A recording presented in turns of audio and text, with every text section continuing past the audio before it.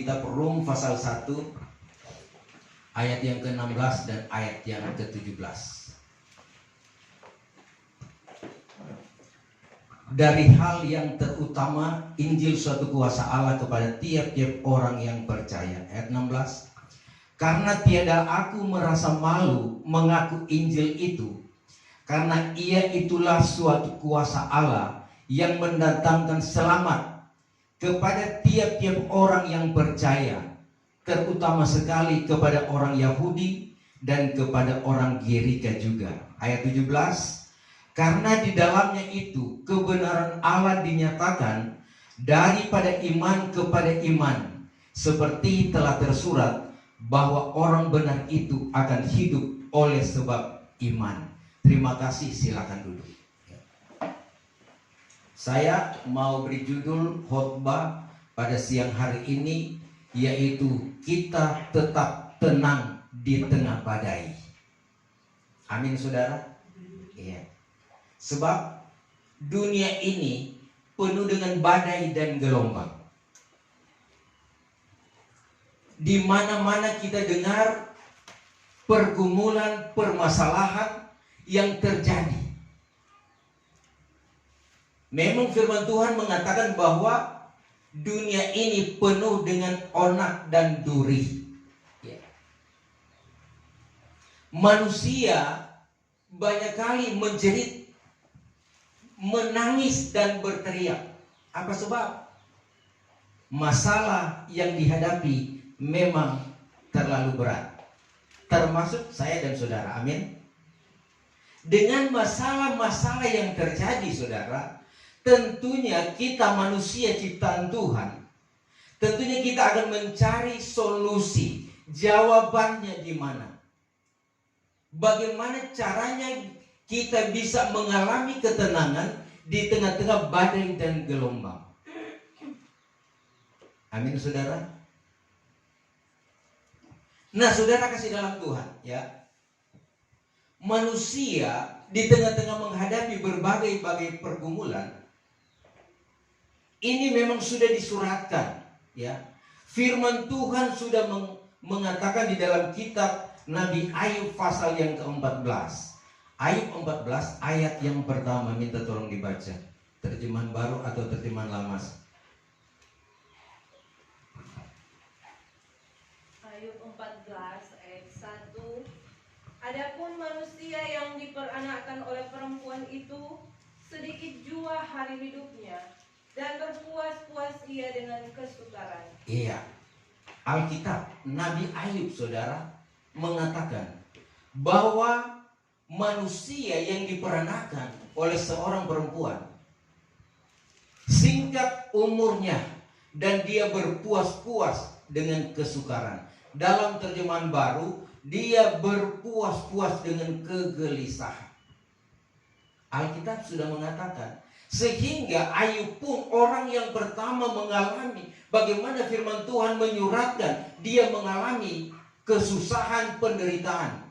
Ayub itu orang yang istimewa, dekat dengan Tuhan, bergaul dengan Tuhan, tetapi dia mengalami kesukaran itu. Apalagi orang akhir zaman ini, yang saudara sekalian, ya kadangkala setia, kadangkala tidak setia. Jadi kesukaran itu tetap ada selama kita ada di dalam dunia ini. Tetapi yang menjadi masalah ini, apakah respon kita menghadapi berbagai kesukaran? Setiap orang beda, sesuai dengan kadar iman. Jadi kalau imannya kuat, maka dia akan kembali kepada firman Tuhan, bahwa dia bersukacita senantiasa di dalam Tuhan. Ya. Tetapi kalau iman setengah-setengah, saudara, ya dia ragu-ragu mau cari Tuhan atau mencari pertolongan lain, pertolongan manusia. Apalagi orang yang tidak beriman, pasti dia akan cari duniawi, dia akan cari obatan, dia akan cari sesuatu yang bisa menyelesaikan masalahnya. Memang, saudara, apa yang dialami oleh Nabi Ayub itu juga dialami oleh Rasul Paulus. Ya. 1 Korintus 15, mari kita baca ayat yang ke-30 dan ayat yang ke-31. Apakah sebabnya kita ini setiap waktu masuk ke dalam bahaya? Setiap hari aku menahan mati, hai saudara-saudaraku, demi kemegahanku dari hal kamu yang ada padaku di dalam Kristus Yesus Tuhan kita. Iya. Dan kami juga, mengapakah kami setiap saat membawa diri kami dalam bahaya atau masuk dalam bahaya? Saudara-saudara, tiap-tiap hari aku berhadapan dengan maut. Ini dialami oleh Rasul Paulus, saudara. Kenapa? Setiap hari, setiap saat, setiap waktu dia berada pada posisi yang bahaya. Setiap hari dia menahan mati. Saudara, memang dunia saudara demikian. Karena banyak onak dan duri, banyak masalah, sehingga manusia mengalami, saudara, apa yang dikatakan penderitaan. Saudara, menghadapi semua ini juga kita lihat bahwa Nabi Habakuk dia berteriak sekeras-kerasnya, ya. Dia berteriak meminta pertolongan Tuhan, karena Tuhan memperhadapkan kepadanya yaitu segala kejahatan, segala malapetaka. Ya, kita lebih baik kita baca lebih jelas. Habakuk pasal yang pertama ayat 1 sampai ayat yang keempat. 1. Ya. Bahwa inilah firman yang telah dinyatakan kepada Nabi Habakuk. Ya Tuhan, sampai berapa lama menangislah aku, maka tiada engkau sahut. Dengan nyaring suaraku aku berseru kepadamu, dari karena gagah itu maka aku tiada kau lepaskan. Mengapa engkau memperlihatkan aku kejahatan dan memberikan aku memandang sengsara? Hanya kerusakan dan penggagahan adalah di hadapan mataku. Baru habis perbantahan, maka mulai geger pula. Maka sebab itu hukum balaikan dan insaf pun tiada lagi boleh menang, karena orang fasik merajalela dan orang yang benar, maka sebab itu hukum pun keluar terbalik. Iya, kita perhatikan saudara ya, di zaman Nabi Habakuk ini, saudara sekalian, penglihatan yang diberikan petunjuk kepada Nabi Habakuk, sehingga saudara sekalian dia mengeluh dan dia berteriak kepada Tuhan, ya. Dia katakan, mengapa Tuhan engkau memperlihatkan kepadaku yaitu segala kejahatan, kelaliman, aniaya, kekerasan ada di depan mataku, perbantahan, pertikaian atau percekcokan. Dia melihat, saudara sekalian, petunjuk Tuhan, ya. Kemudian saudara sekalian dia katakan bahwa hukum kehilangan kekuatannya, artinya hukum itu tidak lagi berfungsi, ya. Karena orang fasik merajalela, orang fasik berkuasa, sehingga kebenaran itu diabaikan. Dan dikatakan itu sebabnya keadilan muncul terbalik, hukum muncul terbalik. Artinya yang salah, yang benar disalahkan, yang salah dibenarkan. Itu hukum manusia. Karena untuk mencari kesenangan, untuk mencari keuntungan di dalamnya. Nah, kita lihat saudara sekalian bahwa memang mencari keadilan dalam dunia memang tidak ada. Kita pengkhotbah saja atau Al-Khatib dikatakan di pengadilan pun tidak ada. Keadilan hanya ada di dalam Tuhan. Kalau Tuhan itu adil, Dia bisa, saudara, memberikan keadilan kepada orang-orang yang berseru kepadanya. Dan memang saudara sekalian, meskipun selalu berseru kepada Tuhan, jika berbuat dosa pun Dia akan hajar, Dia akan tegur kita. Amin, saudara. Nah, saudara, menghadapi pergolakan yang dialami oleh hamba-hamba Tuhan, nabi-nabi, rasul-rasul, ya.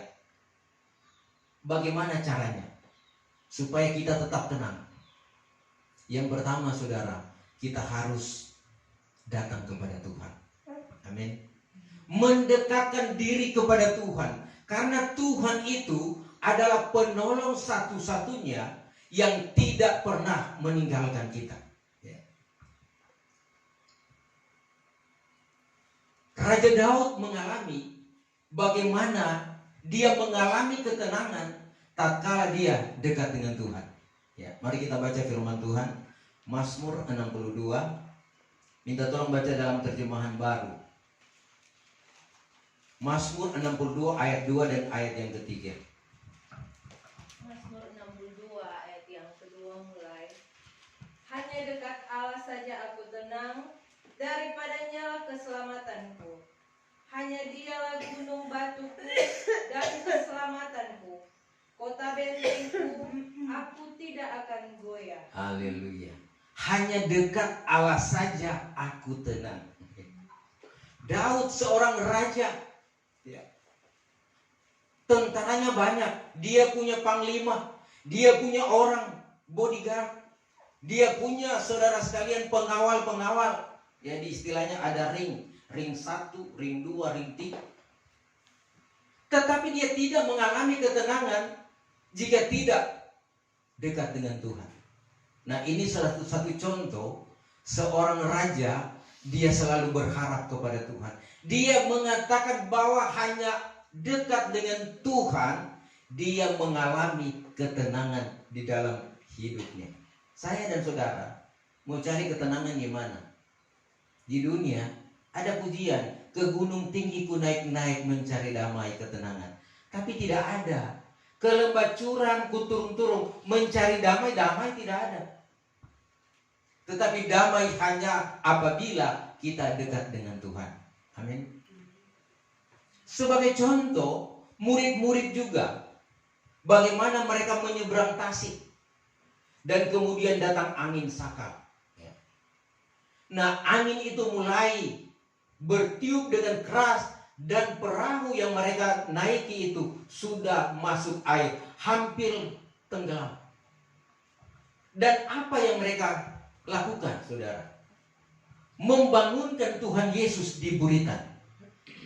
Sehingga tatkala mereka membangunkan, maka Tuhan bangun dan menghardik, membuat badai itu menjadi tenang. Hanya Tuhan yang bisa memberikan ketenangan. Mari kita baca kitab Injil Markus pasal yang keempat.